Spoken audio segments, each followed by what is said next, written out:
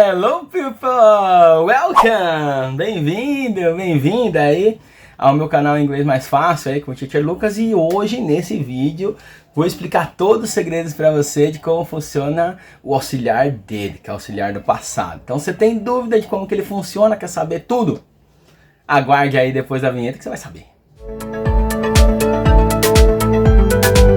Let's go there! Vamos lá então, pessoal. Então vou explicar para você agora todos os segredos aí do auxiliar did, né? Bem, no vídeo passado eu falei como usar os auxiliares do e does, né?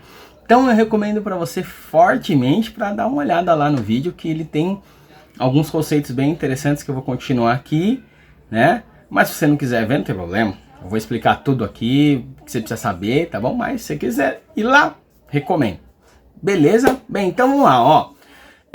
Primeira coisa que eu vou falar, igual eu falei lá no verbo do e does, o did não pode ser confundido com o verbo fazer no passado, né? Seria, por exemplo, eu vou falar, eu fiz, I did it no caso, né? Não posso deixar de usar o objeto também, mas isso é coisa para os próximos capítulos. Mas enfim, o did é o verbo fazer, mas como que você vai diferenciar o verbo fazer no passado e os auxiliares? Porque eles são utilizados diferentes, né? Então eu posso até usar numa mesma frase o dois did? Não, eu vou conseguir usar, por exemplo, o did e o do, mas vou explicar para você o porquê daqui a pouquinho, tá? Bem, então o que acontece?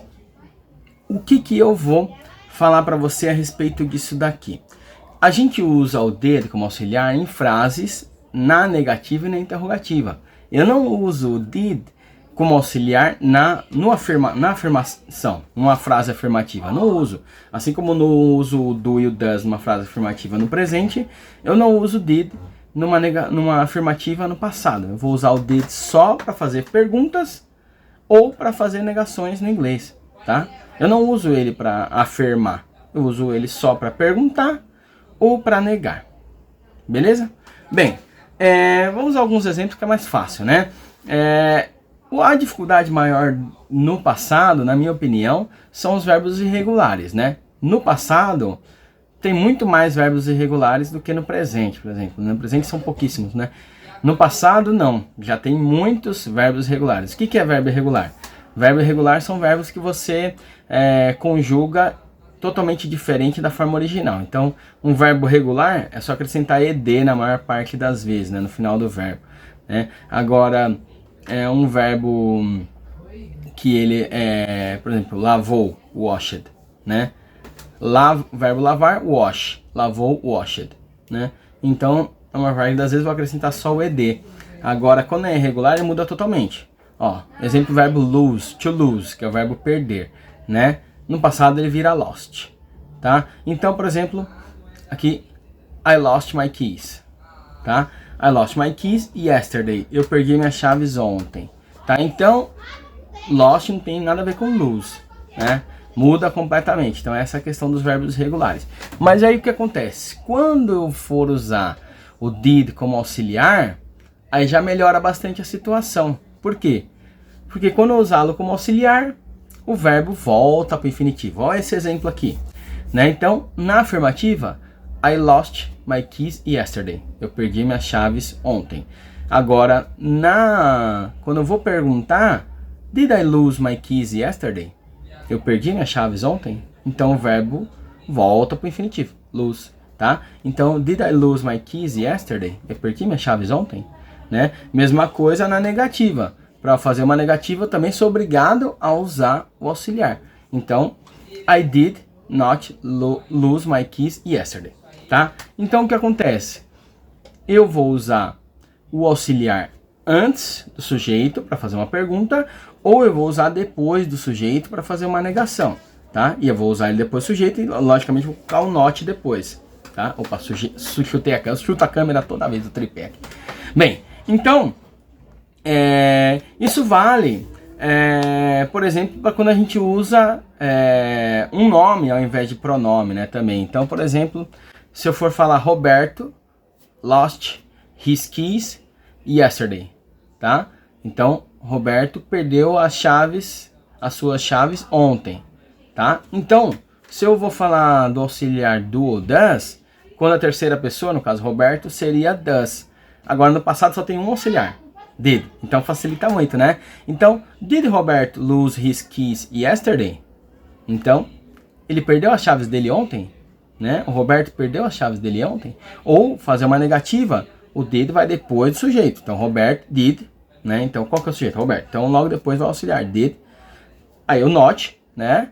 Lose his keys yesterday, tá? Então, ele não perdeu suas chaves ontem, tá? Então, o que acontece? Independente da pessoa aqui, eu vou usar um auxiliar só, que é o did, tá? Então, facilita muito, tá? E é aquela questão, né? Eu vou colocar o auxiliar antes do sujeito para fazer a pergunta. Então, eu mudo a ordem. Não muda a ordem. Você vai colocar uma coisa que não tinha lá, por exemplo.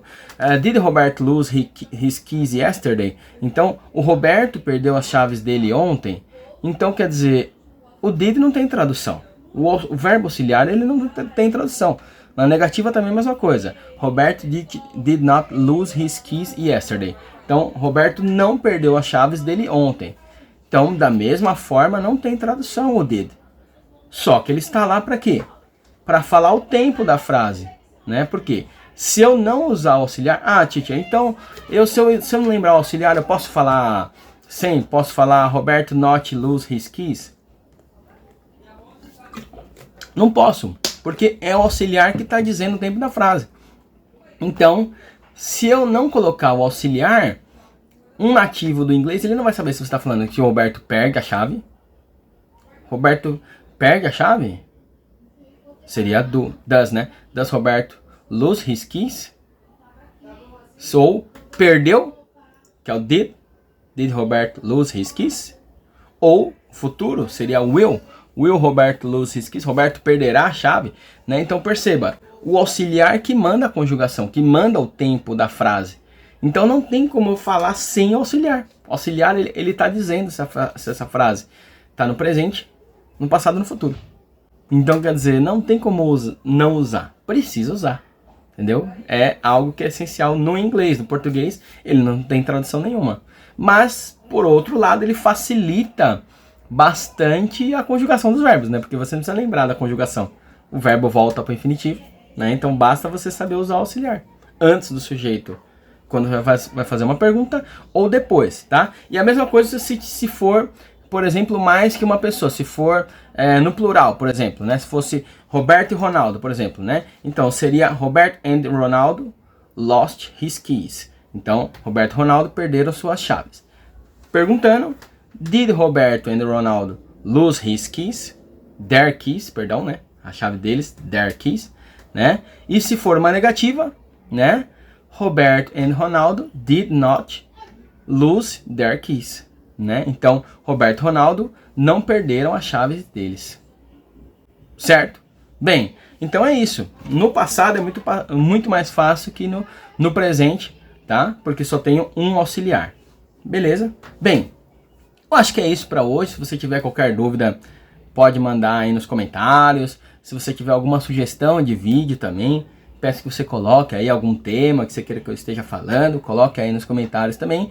E eu peço encarecidamente que você curta o vídeo, compartilhe, se inscreva no canal, acione as notificações, esse sininho aí para lembrar você sempre que tiver vídeos novos, tá? E se eu posso pedir uma outra coisa para você, se eu posso recomendar uma coisa para você, eu vou recomendar o curso do Inglês com a Gringa, que é com a Alessil Alvino, né? Então esse curso tem o quê? Tem aulas do inglês básico, tem aulas do inglês intermediário, tem aulas do inglês avançado, tem aulas de conversação, tem aulas ao vivo toda semana, tem bônus, alguns bônus, né? Normalmente tem bônus de inglês para viagem nesse momento. E se você comprar com o meu link que está aqui na descrição, tem o bônus que é o meu suporte gratuito, né? Então eu vou te dar um suporte pelo WhatsApp. Então qualquer dúvida que você tiver, você pode mandar um WhatsApp para mim, né? Então às vezes você, por exemplo, tem uma dúvida que é muito específica do português para o inglês. A Alessil, ela é nativa do inglês, né? Ela é americana. Então, às vezes, dependendo da dúvida, ela vai te atender melhor. Dependendo da dúvida, você achar muito bobinha, não, essa dúvida é mais a cara do Lucas, vou perguntar para ele. Então, tem mais a ver com essa transição do português para o inglês, né? Então, às vezes eu consegui te ajudar até melhor que ela. certo? Então aí você vai ter um fechamento aí, você vai ter um pacote completo aí para você se desenvolver no inglês, tá? E também nesse momento que eu tô falando com você, nesse momento da gravação desse vídeo, eu ainda tenho alguns horários de aulas particulares. Tenho poucos, né? Como eu já falei no primeiro vídeo aqui do canal, sou professor da rede municipal de ensino aqui de São Paulo, então eu não tenho muitos horários disponíveis, tenho poucos, mas ainda tenho alguns, então você pode mandar um e-mail aqui, tem na descrição aqui do vídeo o meu e-mail para você perguntar qual que é o horário que eu tenho disponível, qual que ficaria melhor para você, pra gente bater esse papo, para aí sim você realmente alavancar de vez seu inglês aí, alcançar os objetivos que você deseja com esse idioma. Legal? Então, por hoje é só, vejo você no próximo vídeo. See ya!